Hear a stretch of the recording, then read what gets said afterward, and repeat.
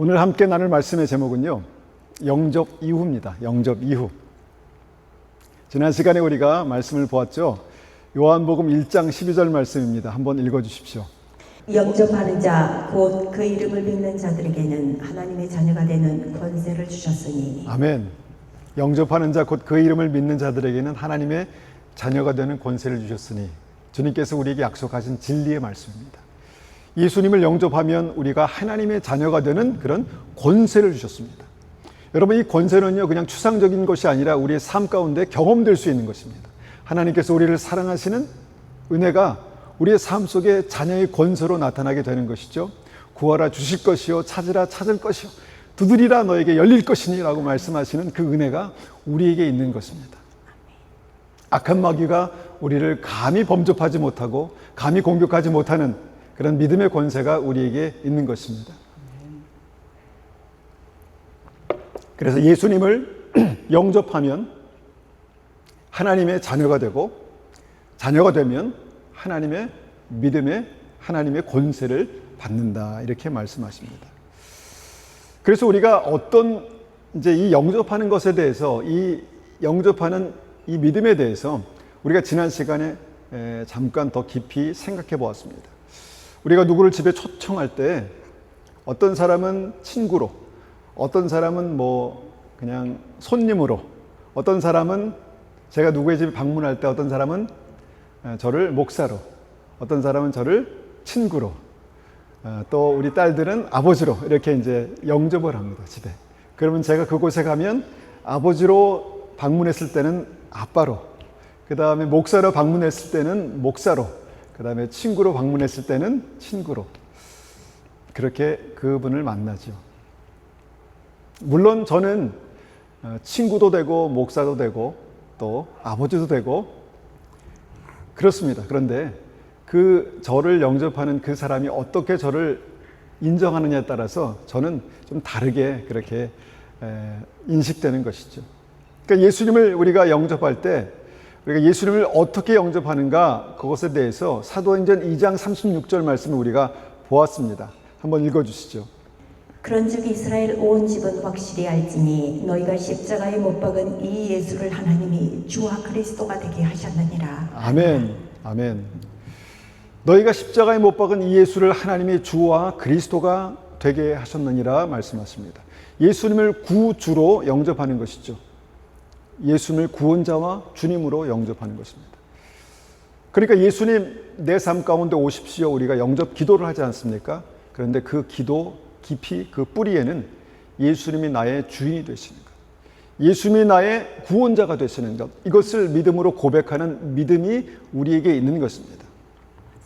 제가 중3 때 예수님을 처음 영접했습니다. 그런데 그때 당시에 제가 주님을 영접할 때는 그냥 영접 기도를 드렸는데 예수님이 나의 주인 되시나에 대해서 잘 이해하지 못했습니다. 그런 상태로 영접 기도했고 세례를 받았습니다. 그런데 점차 말씀을 공부하고 말씀을 읽으면서 제가 아는 것은, 예수님이 나의 삶 가운데, 내가 예수님을 영접했을 때는 예수님이 나의 삶 속에 주님과 주인과 메시아 그리스도가 되시는 것이구나를 알게 되었죠. 그래서 그 영접 이후에 하나님은 나의 아버지가 되시고, 또 어떤 사람은 스스로를 나는 하나님의 종입니다 라고 그렇게 고백하고, 어떤 사람은 나는 그리스도의 신부입니다 라고 고백하고, 주님께서는 우리에게 또한 너희는 나의 친구라 말씀하시기도 하고. 그러니까 지난 시간에 말씀드렸던 것은 예수님을 영접한 이후에 우리의 삶 속에 어떤 믿음의 관계가 생긴다라고 말씀드렸습니다. 관계가 생기는 것이 믿음이다 라고 말씀드렸죠. 그러면 나는 믿음을 가지면서, 내가 크리스찬 신앙을 가지면서 예수님과 어떤 관계를 내가 경험해 봤습니까? 하나님은 나의 아버지가 되신다라고 말씀하시는데, 여러분 그 아버지라고 고백하는 그 하나님과 나와의 관계 속에서 나는 아버지 되신 하나님을 경험하고 아버지 되신 하나님을 만났는가? 이런 생각을 해보는 것입니다.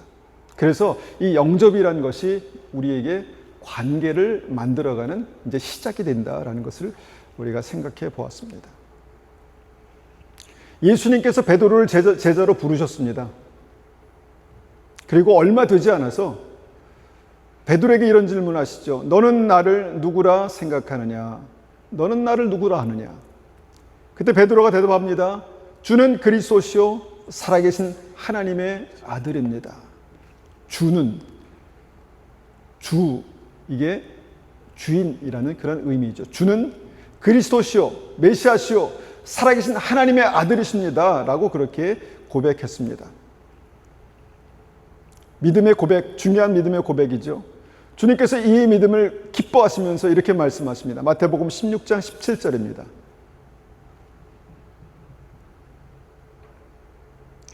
예수께서 대답하여 이르시되 바요나 시모나 내가 복이 있도다. 이를 내게 알게 하니는 혈육이 아니요 하늘에 계신 내 아버지시니라. 계속해서 읽어주시죠. 또 내가 내게 이르노니 너는 베드로라. 내가 이 반석 위에 내 교회를 세우리니 음부의 권세가 이기지 못하리라. 내가 천국 열쇠를 내게 주리니 내가 땅에서 무엇이든지 매면 하늘에서도 매일 것이요 내가 땅에서 무엇이든지 풀면 하늘에서도 풀리리라 하시고. 아멘. 베드로의 믿음은요, 예수님을 주와 그리스도로 영접하는 믿음이었습니다. 그리고 그 믿음을 고백했죠. 베드로가 그 믿음을 고백했을 때 주님께서 기뻐하셨습니다. 이것을 내게 알게 하니는 하나님이시다. 그리고 그 이후에 베드로는 교회의 반석이 되는 그런 사명을 받았습니다. 교회의 기초를 놓는 믿음, 그 사명을 받았습니다. 그리고 그 사명을 위해서 천국 열쇠를 약속받았습니다. 그리고 하늘의 능력과 권세가 그의 삶 가운데 나타났죠. 이 정도의 믿음이 되면, 예수님을 베드로가 그렇게 영접했으면 그의 삶 속의 모든 믿음에 관한 것들은 완성되고 끝난 것 같았습니다. 그런데 그 이후에 어떤 사건을 보니까 이건 뭐지? 라는 생각이 드는 대목이 있습니다. 21절입니다. 이때로부터 예수 그리스도께서 자기가 예루살렘에 올라가 장로들과 대제사장들과 서기관들에게 많은 고난을 받고 죽임을 당하고 제3일에 살아나야 할 것을 제자들에게 비로소 나타내시니. 예수님께서 예수님을 영접한 베드로에게, 그리고 그 믿음을 고백한 베드로에게 무엇을 말씀하셨냐면, 이제 예수님께서 이 땅에 오신 목적을 말씀하셨습니다. 십자가에 죽으실 것과 다시 부활하실 것을 말씀하셨죠. 그러니까 이때로부터라고 한 것은 베드로가 그렇게 믿음으로 고백한 이후로부터 예수님은 예수님의 사명과 이 땅에 오신 목적과 그 다음에 십자가 복음을 베드로에게 말씀하셨습니다. 그런데 문제가 생겼습니다. 무엇입니까? 베드로가 이 복음을 이해할 수가 없었습니다.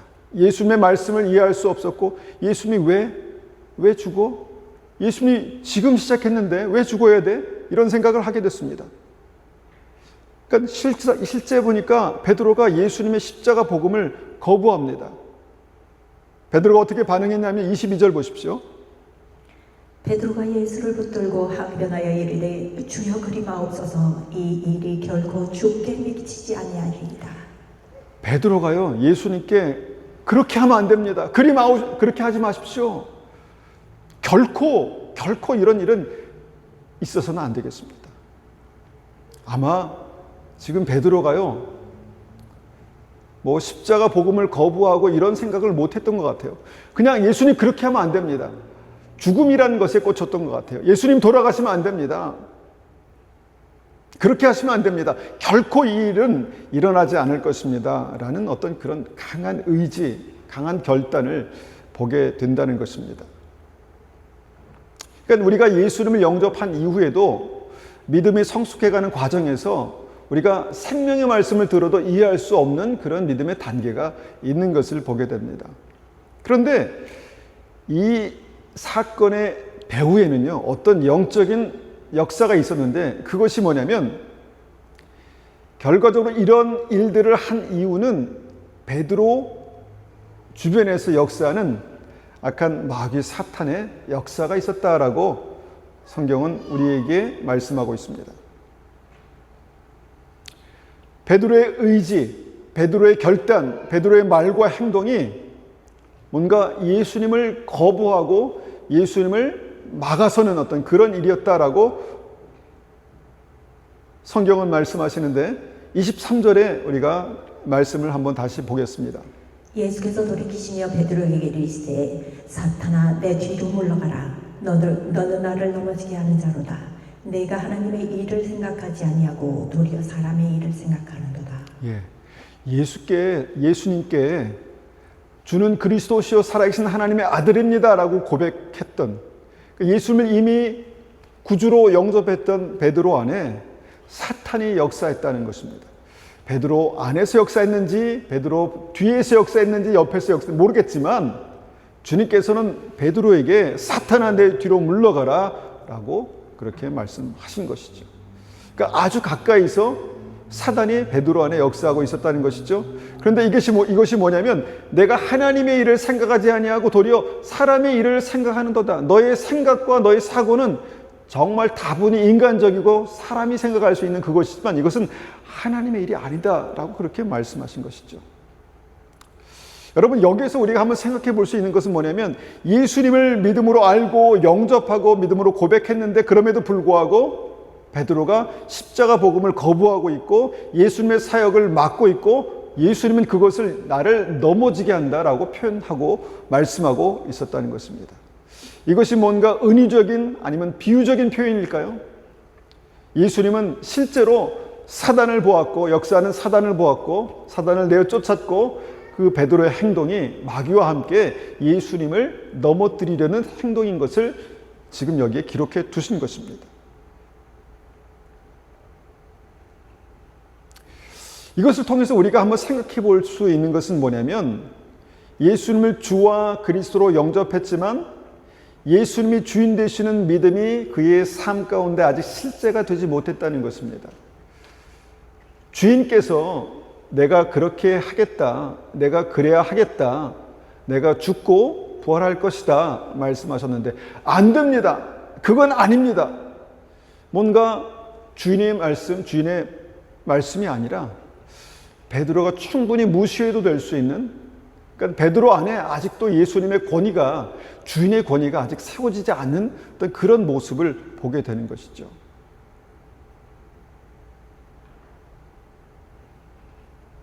예수님을 구주로 영접하고 주님의 부르심 받아 제자가 되고 사명을 받고 하늘의 능력과 권세를 받았는데 뭔가 그의 실제적인 삶 가운데 사단의 역사가 있었고 복음을 회방하고 예수님을 넘어뜨리는 이 행동을 어떻게 우리가 이해할 수 있을까요?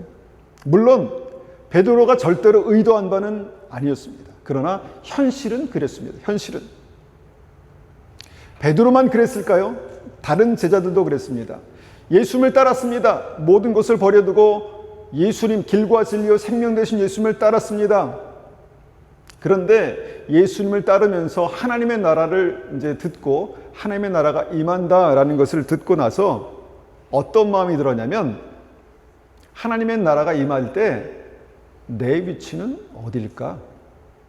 나는 어느 위치에서 그 나라에 뭔가 한 몫을 담당하는 사람이 될까? 이런 고민을 하게 됐습니다. 그리고 나서 그런 고민이 한 사람에게만 있었던 것이 아니라 모든 제자들에게 다 있었죠.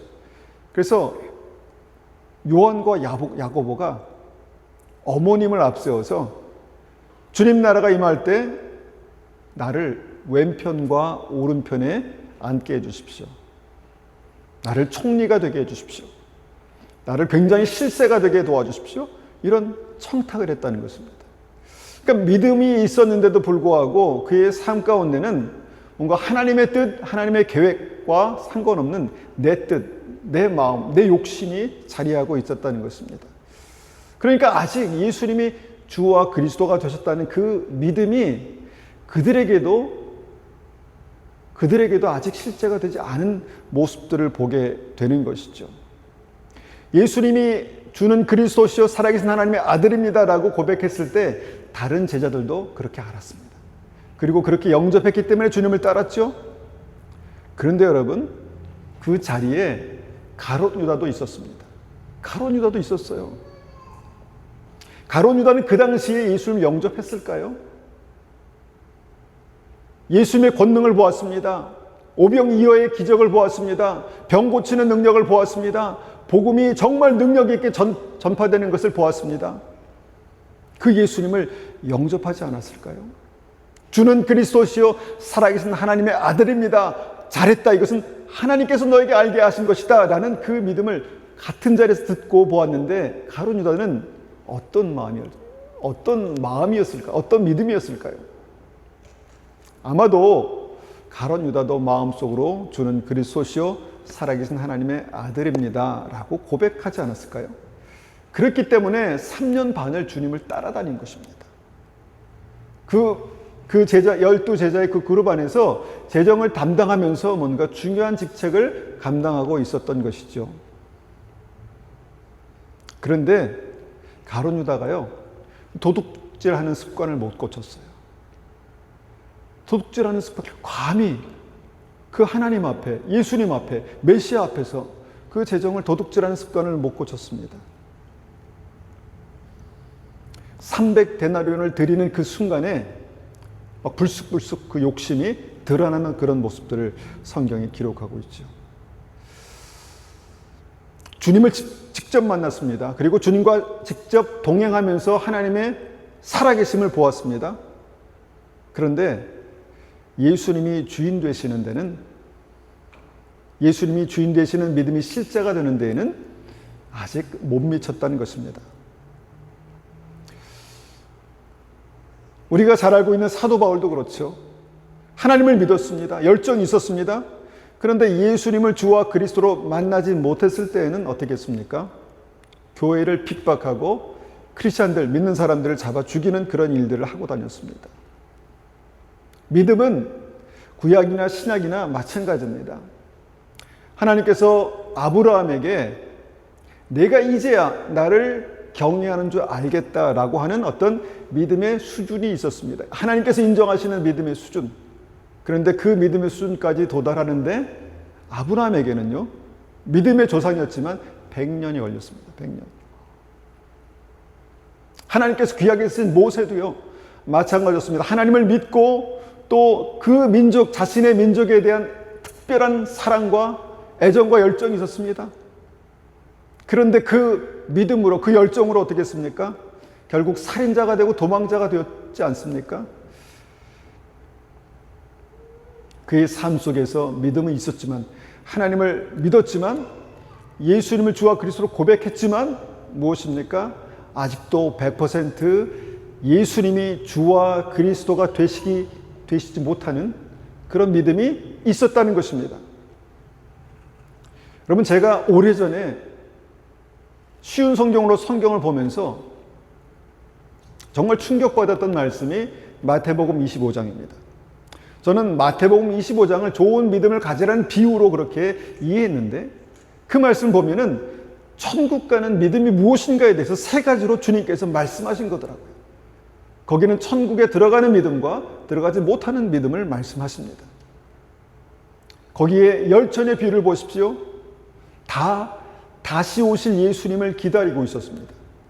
그 정도의 믿음은 예수님을 구주로 영접한 믿음 아닐까요? 예수님을 구주로 영접했으니까 구주이신 예수님을 기다렸죠. 다시 오실 예수님을 기다렸죠. 그리고 모두 다 거기에 기록된 모든 열처녀나 달란트 받은 종들이나 양과 염소의 믿음을 가진 사람들이나 다 예수님을 주님이라고 불렀습니다. 주님, 주여, 주여. 그런데 미련한 다섯 처녀는요, 천국문에 들어가지 못했습니다. 왜 그랬을까요? 저는 이 부분에서 많은 생각을 하게 됩니다. 왜 그랬을까? 왜 그랬을까? 결국은 예수님께서 주인 되셔서 그들에게 어떤 말씀을 하셨을 때 그 말씀의 권위를 주인께서 하시는 주인의 권위로 듣지 못했다는 것이죠. 뭔가 생명의 빛을 버전하고 생명의 빛을 꺼트리지 말아야 되는 그런 믿음의 숙제가 있었는데도 불구하고 그들이 그것을 미적미적 미루고 그렇게 하지 않다가 야, 어떻게 되겠지 뭐. 지금 꼭 해야 돼? 아니야, 나중에도 돼. 그러다가요, 갑자기 예수님이 오셨다는 것입니다. 뭔가 예수님의 말씀, 그 믿음으로 살아갈 사명이 그렇게 무겁게 그들에게 다가오지 않았다는 것이죠. 여러분, 달란트 비유의 3명의 종들은요, 아예 이름도 종입니다. 하나님의 종, 예수 그리스도의 종입니다. 그들에게 각자의 능력에 따라서 달란트를 주시는데, 그 달란트를 가지고 살아야 될 삶의 책임이었습니다. 사명이었습니다. 그런데 1달란트 받은 종이 못 들어갔죠. 바깥 어두운데 주님께서 던지라고 하셨죠. 근데 그 이유가 뭘까요? 이유가 뭘까요? 달란트를 받았습니다. 그리고 어떻게 이 달란트를 가지고 살아야 될지에 대해서 알았습니다. 그런데 그것을 땅에 묻어뒀다는 것이죠. 그러니까 주님께서 말씀하신 그 말씀의 무게가 그렇게 무겁지 않았다는 것입니다. 꼭 그래야 돼? 겨우 이거 가지고 내가 그렇게 살아야 돼? 그냥 믿음은 믿음이고, 그냥 내 삶 속에서 내가 지금 현실은 그 믿음과 맞지 않았다는 것입니다. 그래서 땅에 묻어뒀다는 것이죠. 우리는 땅에 묻어뒀다는 그 사실만 보는데, 왜 땅에 묻어뒀을까? 그 이유를 생각해 보면 주인의 권위가 그에게 없었다는 것입니다. 아직 그 삶 속에 내가 판단하고 내가 생각하고 나는 땅에 묻어둘 거야 라는 그런 믿음이 있었다는 것이죠.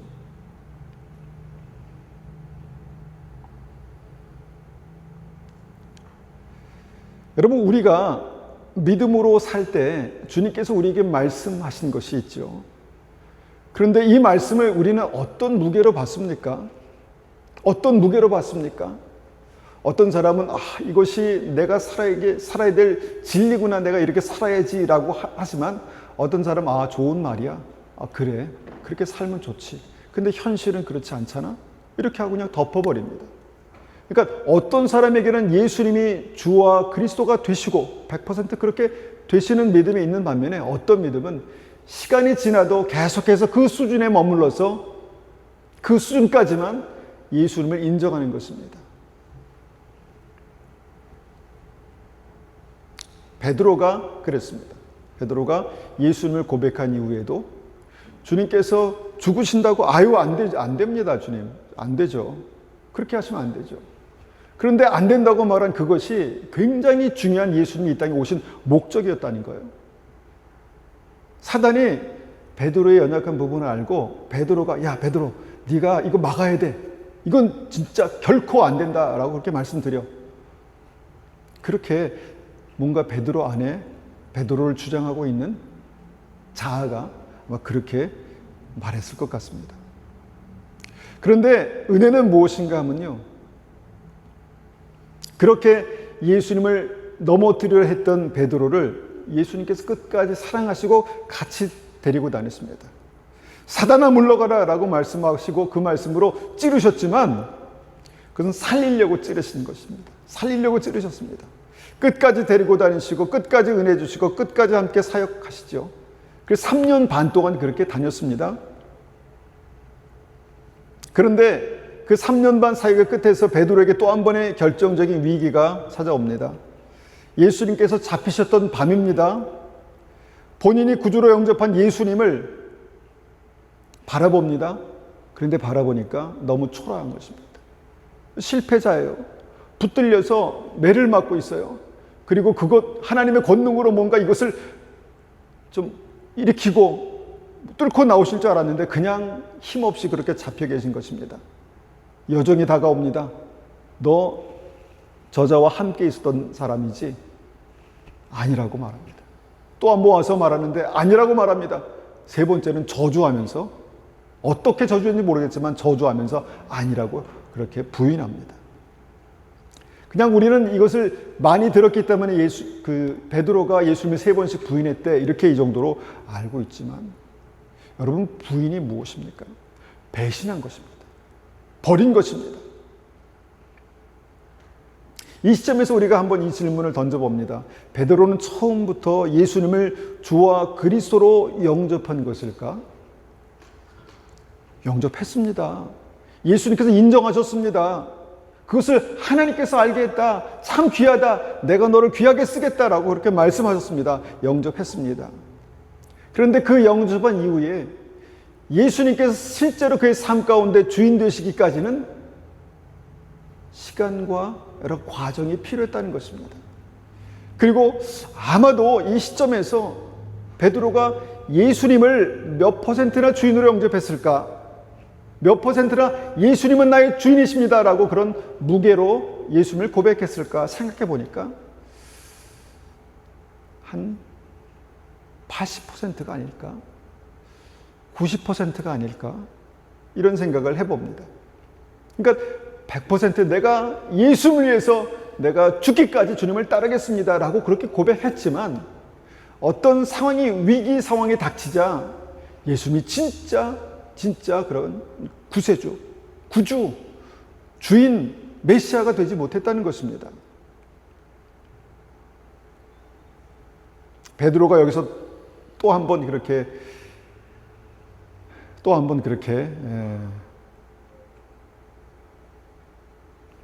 실수하죠. 넘어지죠. 마태복음 16장 23절 제가 읽어보면 내가 하나님의 일을 생각하지 아니하고 도리어 사람의 일을 생각하는도다.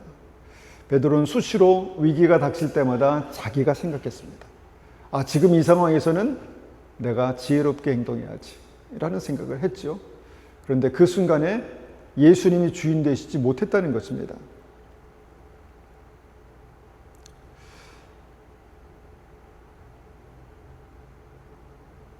예수님을 영접한 이후에 우리의 믿음은 어떨까? 저의 믿음은 어떨까? 돌아보니까 저도 어떨 때는 주님의 은혜 가운데 제가 구원받았습니다. 예수 그리스도의 보혈로 제가 용서받고 그 십자가의 은혜로 제가 하나님의 자녀가 됐습니다. 라고 그렇게 고백하지만 어떤 부분에서는 예수님은 저리 좀 가 계십시오. 지금 부담스럽습니다. 주님 저에게 오시는 게 부담스럽고요. 제가 지금 이 순간에 여기에 제가 좀 몰입하고 싶습니다. 이런 생각을 할 때가 있더라고요. 그래서 영접한 이후에 어떤 일들이 있을까 이렇게 생각해 보니까 예수님 나의 삶 가운데 주인 되시는 그 과정들이 있더라라는 것입니다. 예수님이 나의 주 그리스도가 되시는 그런 과정들이 있다라는 것입니다. 주님도 그걸 아셨던 것 같아요. 그래서 사단과 함께 예수님을 넘어뜨렸던 베드로를 끝까지 놓지 않으시고 주님과 함께 동행하도록 은혜를 베푸셨습니다. 그리고 가룟 유다에게도 그러셨어요. 마지막까지. 그래서 예수님을 영접한 이후에 정말 특별히 우리가 예수님이 나의 구조가 되신 어떤 특별한 믿음의 역사, 하나님께서 하시는 은혜의 역사가 필요하지 않은가 이런 고민을 할 때 우리가 생각해야 되는 게 뭐냐면 십자가입니다. 십자가. 내 안에 있는 이 주인은, 나를 주장했던 내 안에 있는 이 자아라는 주인은요, 쉽사리 나를 놓지 못합니다. 쉽사리 나를 놓지 못합니다. 그런데 주님께서 그것을 아시고 갈라디아서 2장 20절에 이렇게 말씀하셨습니다. 갈라디아서 2장 20절 말씀입니다. 내가 그리스도와 함께 십자가에 못 박혔나니 그런즉 이제는 내가 사는 것이 아니요 오직 내 안에 그리스도께서 사시는 것이라. 여러분, 이 부분은요, 믿지 않는 사람들은 결코 이해하지 못하는 부분입니다. 내가 그리스도와 함께 십자가에 못 박힌다고? 왜?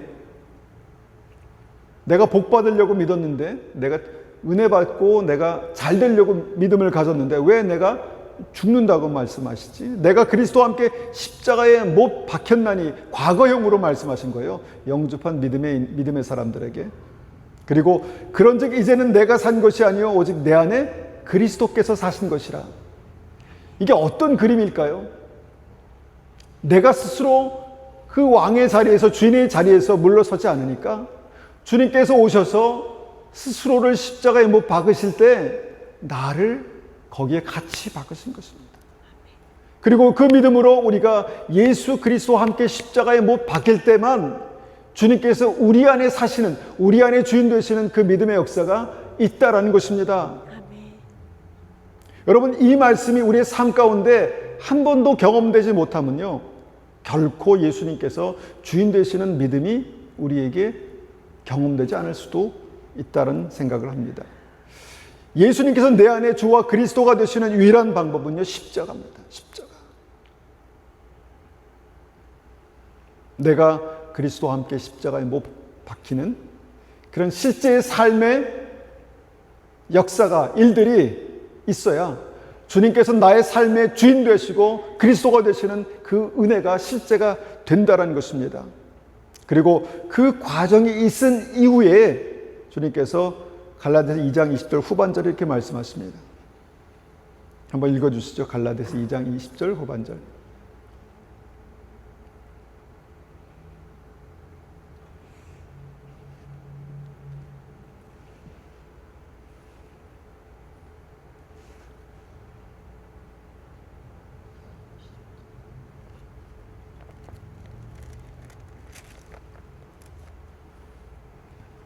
예, 거기에 없든지 아니면 프로즌 됐든지 제가 빠뜨린 것 같습니다. 제가 한번 읽어보겠습니다. 이제 내가 육체 가운데 사는 것은 나를 사랑하사 나를 위하여 자기 자신을 버리신 하나님의 아들을 믿는 믿음 안에서 사는 것이라. 자, 예수님을 믿는 믿음은요, 이제 내가 육체 가운데 사는 것은, 내가 육체를 입고 영생을 사는 그 믿음을 사는 것은 나를 위하여 자기 자신을 버리신 하나님의 아들을 믿는 믿음 안에서 사는 것이다. 이렇게 말씀하는 것입니다. 그러니까 예수님과 함께 못 박혀 죽은 그 믿음 이후에 주님께서 우리 안에 사시고 그 삶은 그 믿음으로 사는 것이다. 이렇게 고백하는 것이죠. 여러분, 이렇게 예수님을 구주로 영접한 이후에요, 주님께서는 실제 주님께서 나의 구주가 되시는 그 믿음의 과정을 여기에 그렇게 성경에 기록해 두셨습니다. 아마 예수 믿고 구원받는 것이 한 번, 한 구절에 한 기도로 끝난다면은 그냥 성경이 이렇게 두껍지 않아도 될 것 같아요. 그런데 그 이후에 어떤 믿음으로 주님께서 나의 구주가 되시는가에 대해서 우리가 고민하고 생각하고 경험할 그 믿음이 있기 때문에 이렇게 주님께서 십자가의 사건과 그 이후의 사건들에 대해서 기록해 두셨다 믿습니다. 베드로는 제가 보기에는 그 과정에 3년 반 정도 걸렸습니다. 예수님을 부인했잖아요. 그리고 예수님 부활하셨는데 예수님을 따르지 않았어요. 그냥 고기 잡으러 갔습니다. 아마도 예수님을 부인한 자기 자신을 용서할 수 없었던 것 같습니다. 그런 일이 있었다는 거예요. 그런데 예수님께서 만약에 베드로를 붙들지 않았으면 베드로가 어떻게 됐을까? 잘 모르겠습니다. 3년 반이 걸렸습니다. 베드로가요, 다시 한번 그 베드로의 삶을, 중요한 삶의 시점을 되짚어 보면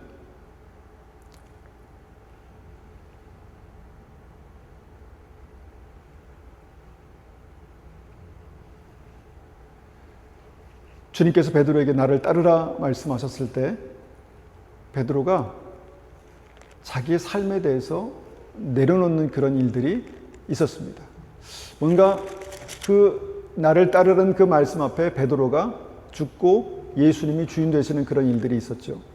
그리고 나서 베드로에게 주님께서 사단아 물러가라, 너는 나를 넘어지게 하는 자로다, 이런 말씀을 들었을 때는 얼마나 황당했을까요? 예수님께서 내 중심을, 내 의도를 모르시나? 예수님을 사랑하는 의도로 내가 말씀드린 건데, 주님의 생명을 보존하시라고 내가 진심을 표현한 것인데 나보고 마귀라고, 나를 주님을 넘어지게 하는 자라고 오해받고 속상하고 억울하고 답답하지 않았을까요? 그런데 사단아 물러가라, 너는 나를 넘어지게 하는 자로다 라고 말씀하셨을 때 그 말씀을 듣고요, 베드로가 잠잠했습니다. 아닙니다, 주님. 왜 주님 그렇게 오해하십니까? 속상합니다. 이렇게 하지 않고 잠잠했습니다. 이 잠잠한 의미가 무엇일까? 주님의 말씀에 그냥 못 박혀 죽었습니다. 죽는 것입니다. 그런데 이런 일들이 한두 번 있었을까요? 아마 베드로의 삶 가운데 여러 차례 있지 않았을까 생각합니다. 여러분, 변화산에서 베드로가 예수님의 그 변화된 모습을 보면서 막 당황스러웠습니다. 그래서 여기서 초막셋을 짓고 여기서 살자 막 이런 얘기를 합니다. 주님께서 초막에 거하시려고 그 동산에 올라가신 게 아니잖아요. 그런데 딴 엉뚱한 얘기를 그렇게 한다니까요. 몇 번이고 주님께서 그건 아니야. 너 그것은 잘못된 거야. 이렇게 말하지 않았을까요? 그럴 때마다 베드로는 그 주님의 말씀에 자기의 생각을 못 박지 않았을까 생각합니다. 우리도 그런 과정이 있다는 것이죠. 우리가 믿음을 가지고 신앙생활을 하다 보면 말씀을 들을 때 찔림이 있습니다. 저거 나들으라고 한 얘기 아니야? 어떨 때는요, 그 말씀 듣고 그래, 내가 믿음으로 회개하고 온전한 믿음으로 내가 주님을 따라가야지, 이런 생각이 들을 때도 있지만, 저거 나들으라고 하는 말이 아니야? 내가 지난주에 그런 대화 속에서 그런 얘기를 했는데 이런 얘기를 하시네? 속상하고 시험될 때가 있습니다. 그러니까 예수님께서 베드로에게 사단아 물러가라라고 말씀하신 것처럼 주님께서는 우리에게도 또 우리의 신앙생활 가운데서도 뭔가 그렇게 속상하고 뭔가 찌르시는 어떤 그런 일들이 있다는 것이죠. 솔직히 제가 미성숙할 때 베드로처럼 그렇게 믿음으로 반응하지 못했던 기억들이 생각납니다. 좀 억울하고 답답하고 속상하고 내 진심을 몰라주는 것 같고, 그래서 30년 전에는 제가 그랬던 것 같습니다. 그리고 27년 전에 어떤 사건도 제가 분명히 기억납니다. 그때 생각하면 너무 부끄러워요. 내가 그때 왜 그랬을까? 그런데 그런 시간들이 점점 지나가고 나선 지금은 만약에 그런 일들이 나에게 다시 있다면 내가 잠잠할 수 있을 것 같습니다. 믿음으로 이것을 받아들일 수 있을 것 같습니다. 우리가 설교를 듣다가 시험 들었다라고 하시는 분들은 이 말씀, 이 대목을 주목하셔야 된다라고 믿습니다. 말씀을 들을 때 주님께서 우리에게 은혜의 말씀도 하시지만, 산상수훈 어떤 그런 은혜의 말씀도 하시지만, 말씀을 들을 때 그 말씀을 우리를 찌르시는 그런 은혜도, 그런 역사도 있다는 것입니다. 내 생각을 그거 아니야 라고 그렇게 깨트리시고, 내가 가지고 있는 교리가 말씀에 맞지 않을 때 그거 아니야 라고 깨트리시고, 내 의지가 하나님의 뜻에 맞지 않을 때 주님께서 그것을 아니야 라고 말씀하시는 일들이 분명히 있다는 것이죠. 그럴 때 예수님께서 주인 되시는 분들은 고민이 됩니다. 기도하게 되고 어떻게 하지? 그런데 예수님이 주인 되시지 못한 분들은 무시합니다. 그건 어떤 목사의 의견 아니면 그냥 성경에서 성경은 그렇게 해석하는 게 아니야 이렇게 이해하고 그냥 끝내버리는 것이죠.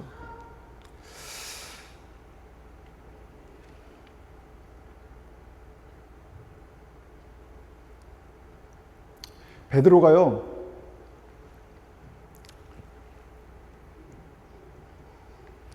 믿음에서 실패한 후에 주님을 버렸잖아요.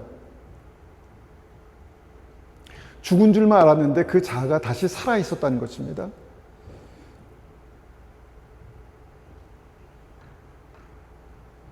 그런데 주님께서요, 그 베드로를 다시 찾아오십니다.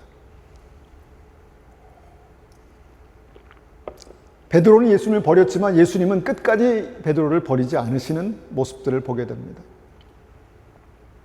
그리고 주님께서 말씀하십니다. 내가 나를 사랑하느냐?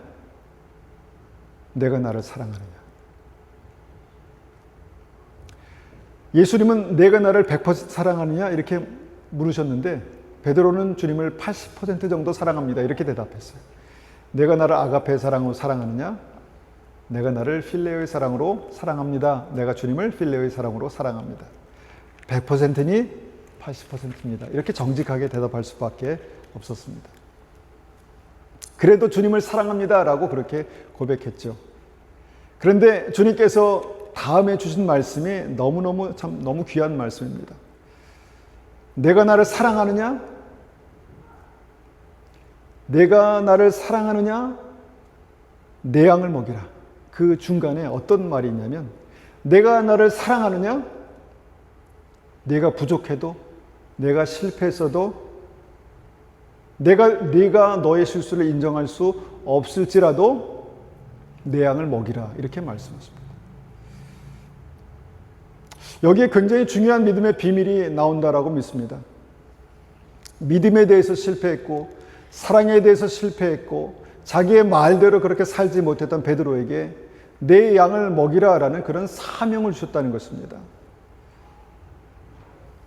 그것에 대해서 베드로는 충분히 저는 자격이 없습니다. 저는 못합니다. 그렇게 말할 수 있었습니다. 저는 이미 한번 실패했습니다. 크게 실패했습니다.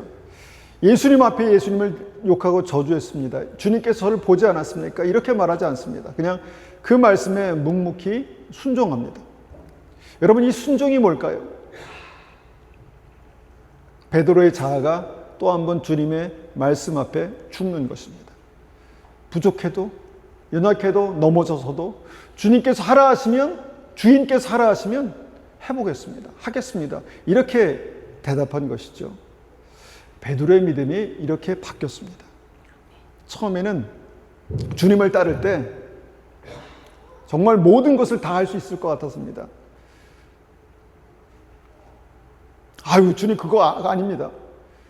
뭔가 스스로 분별력이 있어서 예수님께서 잘못하시면 뭔가 좀 수정해 드릴 수 있을 것 같은 그런 믿음이 있었다는 것이죠. 무리도 걸어갔습니다. 걸어보니까 진짜 이 믿음이 진짜입니다. 그러니까 목숨 걸고 주님을 따르겠습니다. 그러다가 와르르 다 십자가 앞에서 무너져 버린 것이죠. 그런데 주님은 그때도 놓지 않으시고 다시 그에게 내가 부족해도 실수해도 넘어져도 나는 너에게 이 사명을 맡기길 원한다라고 말씀하시는 뭔가 하나님의 사랑으로, 하나님께서 그 사랑으로 보증하시는 그 말씀으로 베드로를 부르신 것이죠. 그러니까 베드로가 대답하지 않았지만 순종하는 모습을 보게 됩니다. 여러분, 이것이 바로 예수님께서 주인 되시는 믿음, 그리고 그 믿음을 위해서 하나님의 주님의 말씀 앞에 베드로의 자아가 죽는 그 믿음을 우리가 보게 되는 것입니다.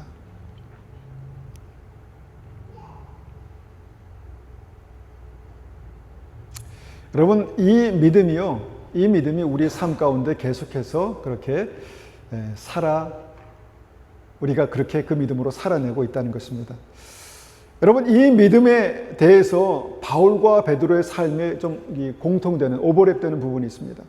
뭐냐면 사도 바울이 주님의 부르심을 받고 주님의 어떤 사도로서 사역하면서 무슨 고백을 하고 있냐면 나는 날마다 죽노라라는 그런 이해할 수 없는 고백을 합니다. 고린도전서 15장 31절 말씀 한번 읽어주십시오. 형제들아, 내가 그리스도 예수 우리 주 안에서 가진 바 너희에 대한 나의 자랑을 두고 단언하노니 나는 날마다 죽노라. 여러분, 이 말씀을 어떻게 이해하십니까? 나는 날마다 죽노라. 한 번 죽는 것도 아니고 두 번 죽는 것도 아니고 매일 내가 죽는다. 어떻게 죽습니까? 예수 그리스도와 함께 십자가에 못 박혀 죽는다. 이렇게 말하고 있다는 것입니다. 이렇게 고백하고 있다는 것입니다. 이미 예수님을 고백했고 예수님을 나의 주 나의 하나님으로 그렇게 만났고 그 다음에 헌신한 이 사도 바울이 나는 날마다 죽노라라고 그렇게 고백하고 있다라는 것입니다. 왜일까요? 순간순간마다 사도 바울의 삶 속에서 주인 행세하려는 자신을 발견하고 있었습니다. 여러분, 사도 바울과 이 바나바가 다투잖아요. 그 성숙한 믿음의 사람들이 다투잖아요. 다퉜습니다. 왜 다퉜을까요? 생각이 달랐어요. 주님은 한 분이신데 주님께 헌신한 삶은 둘 다 그렇게 했는데 생각이 달랐다는 것입니다. 아마 그런 순간마다 사도 바울이 나는 날마다 죽노라 이렇게 고백했던 것 같습니다. 여러분, 이것이 비단 사도 바울에게만 필요한 믿음일까요? 나는 날마다 죽노라 라는 이 믿음이 여러분 사도 바울에게만 필요한 것이 아니라 예수님을 구주로 영접한 모든 믿음의 사람들에게 삶 속에서 경험되어져야 되는 그런 믿음이다라는 것입니다. 여러분, 예수님의 12제자 외에 70인의 제자들이 있었던 것 여러분 아시죠? 70명이나 됐습니다. 그러니까 70명 플러스 12, 80, 90명 가까이 되는 사람들이 확 주님을 따라 다녔습니다. 얼마나 위세당당하고 얼마나 뭔가 이제 하나님의 나라가 확장되는구나 이렇게 생각했습니까? 그런데 그때 예수님께서 그들에게도 복음을 전하셨습니다. 내 살을 먹고 내 피를 마시지 않으면 너에게 생명이 없다. 이거 아닌데? 예수님 많이 나가셨는데? 많이 빗나가셨는데? 한 번도 듣도 보도 못한?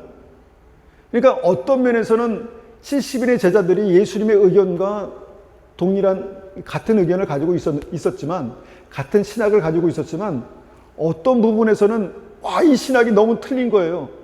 그래서 그때 예수님을 너무 어렵다 정도만 얘기하고 이제 예수님을 떠나갑니다. 그리고 다시는 예수님과 함께 하지 않았다 이렇게 기록하고 있습니다. 그들은 어떻게 됐을까 이런 고민을 해보게 되는 것이죠. 그러니까 뭔가 주님을 따르고 주님과 함께 사역했던 그들의 삶에도 뭔가 갈등이 있고 자기 생각이 있고 자기의 고집이 있고 그래서 주님과 함께 갈 수 없었던 그런 믿음의 상태가 있었다는 것입니다. 여러분, 예수님과 함께 동행했던 사람들에게도 그런 일들이 있다면 우리에게도 그런 일이 있지 않겠습니까? 가룟 유다가 다시 한번 우리가 생각해 보면 가룟 유다가 마리아가 300데나리온에 되는 향유를 주님께 부어드릴 때 가룟 유다의 자아가 갑자기 툭 튀어나와서 말합니다. 이것을 팔아서 가난한 자들에게 나눠주면 얼마나 좋겠는가? 왜 근데 이것을 허비하고 있는가? 라고 그렇게 말합니다. 아마 마리아에게 한 말이었지만 사실 그것은 그 허비를 방관하시는 예수님께 한 말이었습니다. 그러니까 예수님께 직접 대놓고 얘기하지 못하니까 마리아를 책망합니다. 이것을 왜 이렇게 허비하느냐? 이렇게 말하는 것이죠. 여러분, 이것은 누가 봐도 이성적으로 바른 말이었고